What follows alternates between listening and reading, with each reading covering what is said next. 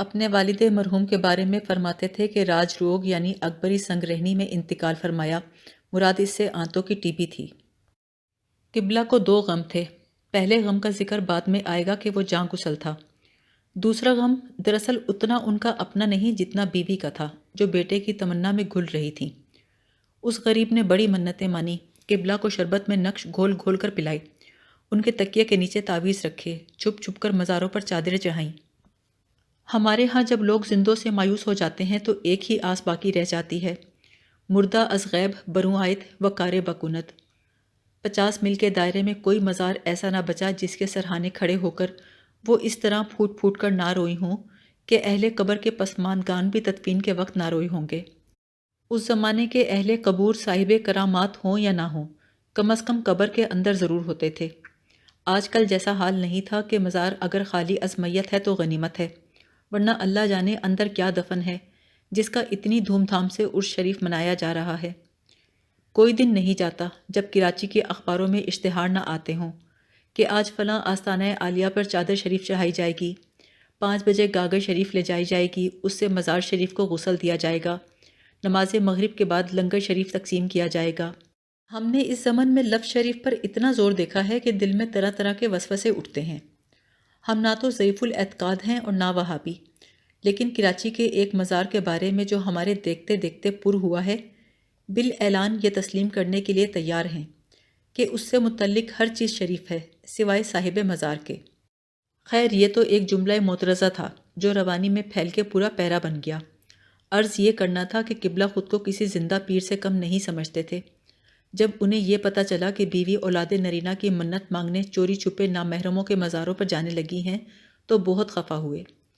وہ جب بہت خفا ہوتے تو کھانا چھوڑ دیتے، حلوائی کی دکان سے ربڑی، لڈو اور کچوری لا کر کھا لیتے۔ دوسرے دن بیوی کاسنی رنگ کا دوپٹہ اوڑھ لیتی اور ان کا پسندیدہ کھانا 2 پیازا ڈیوڑی شکر والا زردہ اور تیز مرچوں کے ماش کے دہی بڑے کھلا کر انہیں منا لیتی۔ قبلہ انہی مرغوبات پر اپنے ایرانی اور عربی نسل بزرگوں کی نیاز دلواتے تھے، البتہ دہی بڑوں میں مرچیں برائے نام ڈلواتے۔ مزاروں پر حاضری پر قدغن پڑا تو بیوی بہت روئی دھوئیں۔ قبلہ پگھل گئے اور جانے کی اجازت دے دی، لیکن اس شرط پر کہ مزار کا مکین ذات کا کمبو نہ ہو۔ کہنے لگے بیوی کمبو مرد اور شاعر سے پردہ لازمی ہے، خواہ مردہ ہی کیوں نہ ہو، میں ان کی رگ رگ سے واقف ہوں۔ ان کے دشمنوں کا کہنا تھا کہ قبلہ جوانی میں شاعر رہ چکے تھے اور ننیال کی طرف سے ذات کے کمبو بھی تھے۔ رفتہ رفتہ بیوی کو صبر آ گیا اور خود تو انہیں اس حد تک صبر تھا کہ اکثر فرماتے، خدا نے بڑا فضل کیا کہ بیٹا نہیں دیا، اگر مجھ پہ پڑتا تو تمام عمر خوار ہوتا، اور اگر مجھ پہ نہ پڑتا تو میں ناخلف کو کھڑے کھڑے آگ کر دیتا۔ ایک ہی بیٹی تھی، قبلہ کو وہ عزیز سے عزیز تر ہوتی گئی، لیکن سیانی بیٹی کتنی ہی چہیتی ہو ماں باپ کی چھاتی پر پہاڑ ہوتی ہے۔ لڑکی ضرورت رشتہ کی اشتہاری اصطلاحوں کے مطابق قبول صورت، سلیقہ شعار، خوش اتوار اور امور خانہ داری سے بخوبی واقف تھی، لیکن کس کی شامت آئی تھی کہ پیام بھیجے؟ ہمیں آتش نمرود میں کودنے کا ذاتی تجربہ تو نہیں، لیکن وثوق سے کہہ سکتے ہیں کہ آتش نمرود میں بے خطر کودنے سے کہیں زیادہ خطرناک نمرود کے شجرہ نسب میں کودنا ہے۔ جیسا کہ عرض کر چکے ہیں، قبلہ ہمارے دوست بشارت کے پھپھا، چچا اور اللہ جانے کیا کیا لگتے تھے، اور دکان اور مکان کے اعتبار سے پڑوسی بھی تھے۔ بشارت کے والد بھی رشتے کے حق میں تھے، لیکن رقعہ بھیجنے سے صاف انکار کر دیا کہ بہو کے بغیر پھر بھی گزارا ہو سکتا ہے، لیکن ناک اور ٹانگ کے بغیر تو شخصیت نامکمل معلوم ہوگی۔ بشارت نے ریل کی پٹری سے خود کو بندھوا کر انجن سے اپنی خودکشی کروانے کی دھمکی تک دی، اور رسیوں سے بندھوانے کی شرط اس لیے لگائی کہ کہیں عین وقت پر اٹھ کر بھاگ نہ جائیں، لیکن والد نے صاف کہہ دیا کہ اس کٹ کھنے اود بلاؤ کے گلے میں گھنٹی تم ہی باندھو، کیونکہ قبلہ منہ پھٹ اور بد لحاظ صرف مشہور ہی نہیں تھے، اصل میں بھی تھے۔ وہ دل سے کیا بے دلی سے بھی کسی کی عزت نہیں کرتے تھے۔ بشارت نے ان دنوں بی اے کا امتحان دے رکھا تھا اور پاس ہونے کا امکان بقول ان کے 50-50 تھا۔ 50-50 وہ اتنے وثوق سے کہتے تھے گویا اپنی نصف نصف نالائکی سے ممتحن کو کڑی آزمائش میں ڈال دیا ہے۔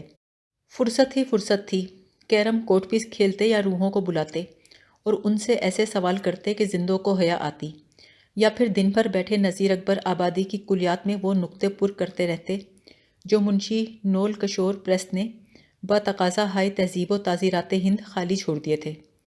گفتگو میں ہر 2 جملوں کے بعد شعر کا ٹھیکہ لگانے لگے تھے، افسانہ نویسی کی مشق و مشقت بھی جاری تھی۔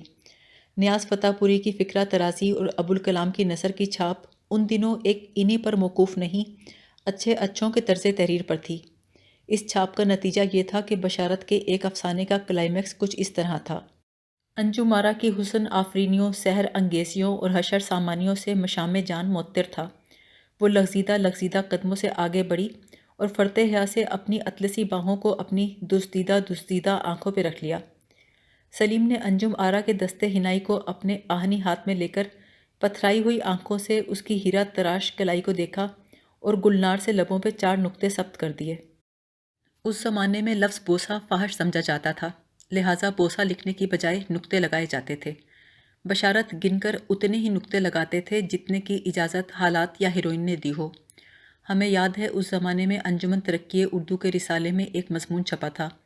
اس میں جہاں جہاں لفظ بوسہ آیا وہاں وہاں مولوی عبدالحق نے بربنائے تہذیب اس کے ہجے بے واؤ سین ہے چھاپ کر الٹا اس کی لذت و طوالت میں اضافہ فرما دیا۔ یہاں ہمیں ان کا یا اپنے حبیب لبیب کے طرز تحریر کا مذاق اڑانا مقصود نہیں کہ ہر زمانے کا اپنا الگ اسلوب و آہنگ ہوتا ہے۔ مثلاً مولانا ابوالکلام آزاد اپنا سن پیدائش اس طرح بیان کرتے ہیں: یہ غریب الدیار عہد، نہ آشنائے اثر، بیگانہ خویش، نمک پروردہ ریش، خرابہ حسرت، موسوم باحمد ابوالکلام، 1888 بمطابق ذوالحج 1305 ہجری میں ہستی عدم سے اس عدم ہستی میں وارد ہوا اور تہمت حیات سے متہم۔ اب لوگ اس طرح نہیں لکھتے، اس طرح پیدا بھی نہیں ہوتے۔ اتنی خجالت، طوالت اور اذیت تو آج کل سیزیرین پیدائش میں بھی نہیں ہوتی۔ بالآخر ایک سہانی صبح بشارت نے بقلم خود رکا لکھا اور رجسٹری سے بھجوا دیا، حالانکہ مکتوب الیہ کے مکان کی دیوار سے دیوار ملی ہوئی تھی۔ رکا 23 صفحات اور کم و بیش 50 اشعار پر مشتمل تھا، جن میں سے آدھے بشارت کے اپنے اور آدھے اندلیب شادانی کے تھے، جن سے قبلہ کے برادرانہ مراسم تھے۔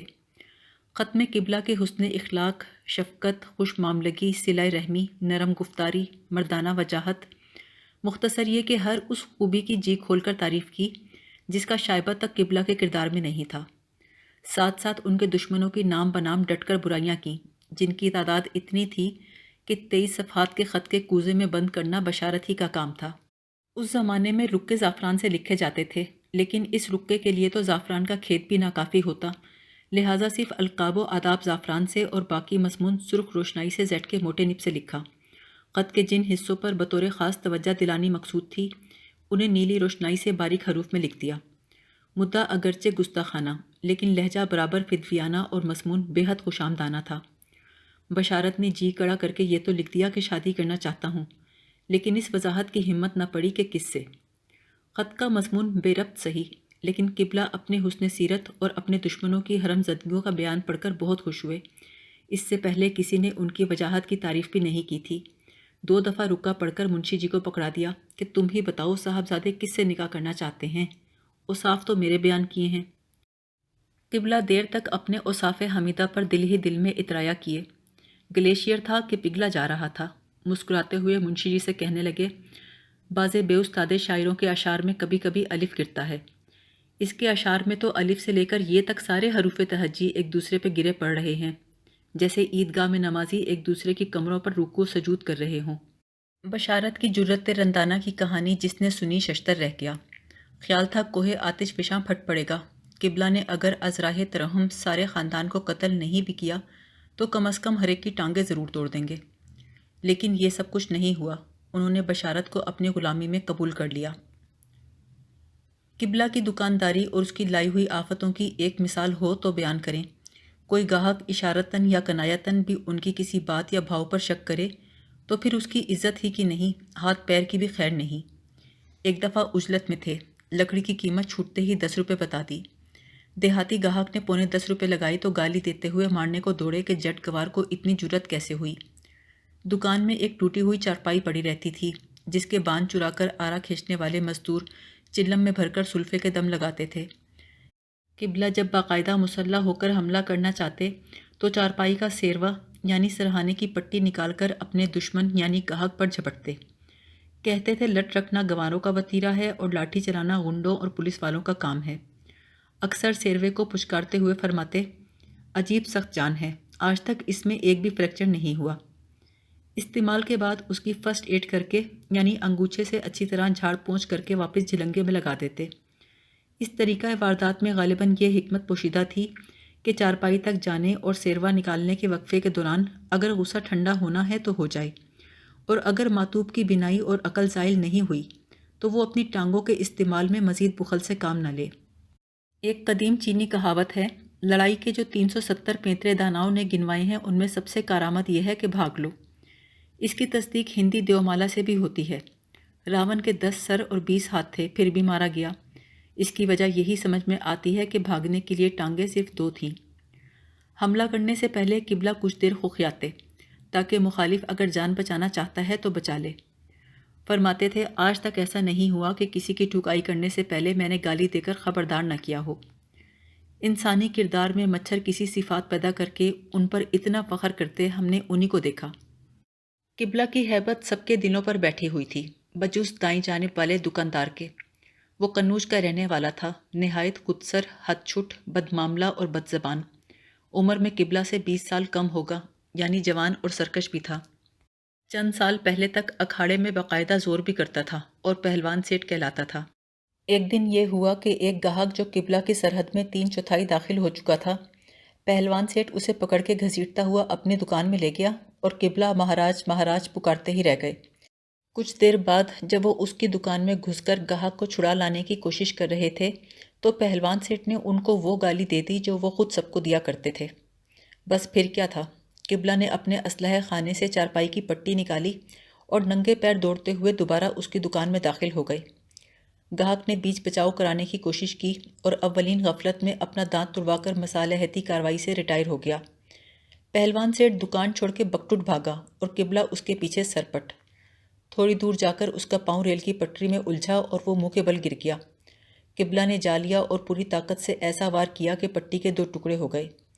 معلوم نہیں اسی سے چوٹ آئی یا ریل کی پٹری پہ گرنے سے، وہ دیر تک بے ہوش پڑا رہا۔ اس کے گرد خون جمع ہو گیا۔ اس کی ٹانگ کے ملٹیپل فریکچر میں گینگرین ہو گیا، ٹانگ کاٹنی پڑی اور فوجداری مقدمہ بن گیا۔ اس نے پولیس کو خوب پیسہ کھلایا۔ پولیس نے بھی دیرینہ عداوت کی بنا پر قبلہ کا اقدام قتل میں چالان پیش کر دیا، ساتھ تعزیرات ہند کی بہت سی دیگر دفعات بھی لگا دیں۔ لمبی چوڑی فرد جرم سن کر قبلہ نے فرمایا، یہ ٹانگ کا نہیں تعزیرات ہند کا ملٹیپل فریکچر ہوا ہے۔ عدالت میں بیچ بچاؤ کرانے والے گاہک کا دانت اور آلۂ قتل یعنی چارپائی ماں خون پلائی پٹی بطور ایگزیبٹ پیش ہوئے۔ مقدمہ سیشن سپرد ہو گیا۔ قبلہ کچھ عرصے ریمانڈ پر جوڈیشل حوالات میں رہے تھے، اب جیل میں باقاعدہ خونیوں، ڈاکوؤں اور عادی مجرموں کے ساتھ رہنا پڑا۔ جلد ہی وہ بھی قبلہ کو اپنا چچا کہنے اور ماننے لگے۔ ان کی طرف سے کانپور کے ایک لائق بیرسٹر نے پیروی کی، مگر وکیل اور موکل کا کسی ایک نقطے پر بھی اتفاق رائے نہ ہو سکا۔ قبلہ بضد تھے کہ حلف اٹھا کر بیان دوں گا کہ مضروب نے اپنی ولدیت غلط لکھوائی ہے۔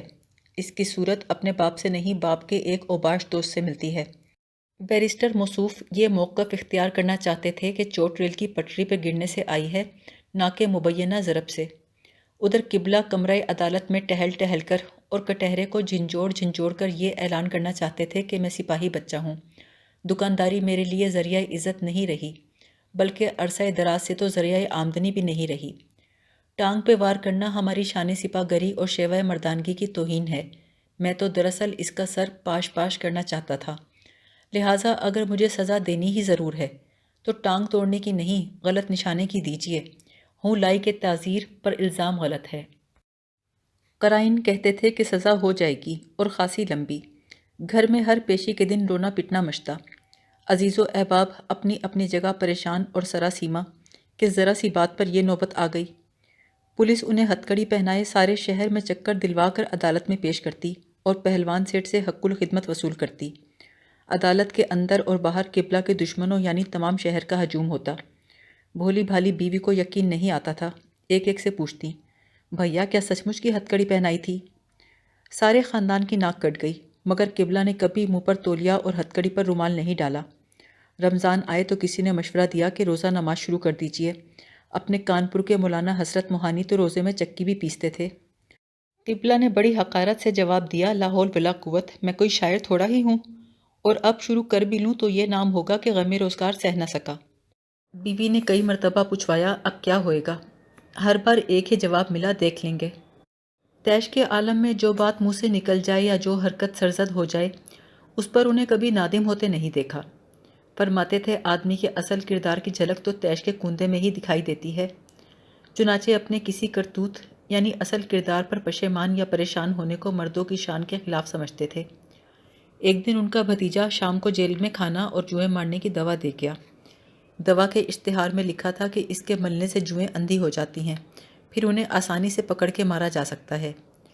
जूं और लीक मारने का तरीका भी दर्ज था। जूं को बाएं हाथ के अंगूठे पर रखिए और दाएं अंगूठे के नाखून से चट से कुचल दीजिए। अगर जूं के पेट से काला या गहरा उनाबी खून निकले तो फ़ौरन हमारी दवा अक्सीर जालिनूस मुसफ़्फ़ा खून पीकर खून साफ़ कर लीजिए। पर्चे में यह हिदायत भी दर्ज थी कि दवा का कोर्स उस वक़्त तक जारी रखिए जब तक जूं के पेट से साफ़ शुदा सुर्ख खून न निकलने लगे। किबला ने जंगले के इस तरफ से इशारे से भतीजे को कहा कि अपना कान मेरे मुंह के करीब लाओ। फिर उससे कहा कि बरखुरदार ज़िंदगी का भरोसा नहीं, दुनिया इस जेल समेत सराय फ़ानी है। गौर से सुनो, ये मेरा हुक्म भी है और वसीयत भी। लोहे की अलमारी में 2000 रुपये आड़े वक़्त के लिए अखबारों के नीचे छुपा आया था। ये रकम निकाल कर अल्लन को दे आना और अपनी चची को मेरी तरफ से दिलासा देना। अल्लन को मेरी दुआ कहना और कहना इन छेओं की ऐसी पिटाई करे कि घर वाले सूरत न पहचान सकें। ये कहकर अखबार का मसला हुआ एक पुर्जा भतीजे को थमा दिया, जिसके हाशिए पर उन 6 गवाहों के नाम दर्ज थे जिनको पिटवाने का मंसूबा उन्होंने उस वक्त बनाया था जब ऐसी ही एक हरकत पर उन्हें आजकल में सज़ा होने वाली थी। एक इतवार को भतीजा मुलाकात को आया तो कहा, जेलर तक बआसानी सिफारिश पहुँचाई जा सकती है। अगर आपका जी किसी ख़ास खाने मसलन ज़र्दा, दही बड़े या सिगरेट पान को चाहे तो चोरी छुपे कम अज़ कम हफ्ते में एक बार पहुँचाया जा सकता है। चची ने ख़ास तौर पर ताकीद से पूछवाया है। ईद नज़दीक आ रही है। रो रो के आंखें सुचाली हैं। किबला ने जेल के खद्दर के नेकर पर दौड़ते हुए खटमल को पकड़ते हुए कहा, मुझे कतई किसी चीज़ की हाजत नहीं। हाँ, अगली दफ़ा आओ तो सिराज फ़ोटोग्राफ़र से हवेली का फ़ोटो खिंचवा कर ले आना। कई महीने हो गए देखे हुए। जिधर तुम्हारी चिची के कमरे की चिक है उस रुख से तस्वीर खींचे तो अच्छी आएगी। संतरी ने ज़मीन पर ज़ोर से बूट की थाप और 303 राइफ़ल का कुंदा बजाते हुए डपट कर कहा, मुलाकात का वक्त ख़त्म हो चुका। ईद का ख्याल करके भतीजे की आंखें डुबडुबा आईं। उसने नज़रें नीची कर ली। सज़ा हो गई, 1.5 साल कैद बामुशक्क़त।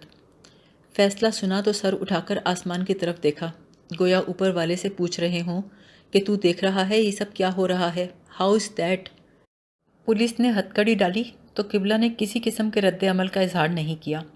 जेल जाते वक्त बीवी को कहला भेजा कि आज मेरे जद्दे आला की रूह कितनी मसरूर होगी और कितनी खुशनसीब बीवी हो तुम कि तुम्हारा दुल्हा एक हरामजादे की ठुकाई करके मर्दों का जेवर पहन के जेल जा रहा है, लकड़ी की टांग लगवा के घर नहीं आ रहा। 2 रकात नमाज नफिल शुक्राने के पढ़ लेना। भतीजे को ताकीद की कि हवेली की मरम्मत कराते रहना और अपनी चची का ख्याल रखना। उनसे कहना कि ये दिन भी गुजर जाएंगे, दिल भारी न करें और जुम्मे को कासनी दुपट्टा ओढ़ना मत छोड़ें। 2 साल तक दुकान में ताला पड़ा रहा। लोगों का ख्याल था कि जेल से छूटने के बाद चुप चुपाते कहीं और निकल जाएंगे। किबला जेल से छूटे ज़रा जो बदले हों। जापानी कहावत है कि बंदर दरख्त से ज़मीन पर गिर पड़े फिर भी बंदर ही रहता है। सो वो भी टार्जन की तरह आ चिंघाड़ते हुए जेल से निकले, सीधे आबाई कब्रिस्तान गए। वालिद की कब्र की पाइंती की खाक सर पर डाली, फातिहा पढ़ी और कुछ सोच के मुस्कुरा दिए। दूसरे दिन दुकान खोली और केबन के बाहर एक बल्ली गाड़कर उस पर बढ़ई से एक लकड़ी की टांग बनवाकर लटका दी।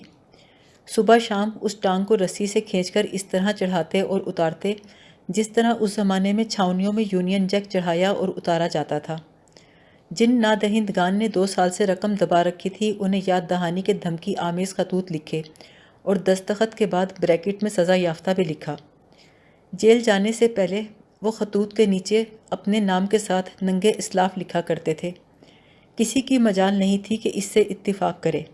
इत्तिफाक तो दरकिनार मारे डर के इख्तिलाफ भी नहीं कर सकता था। अब अपने नाम के आगे नंगे इस्लाफ की बजाय सज़ा याफ्ता इस तरह लिखने लगे जैसे लोग डिग्रियां या खिताब लिखते हैं।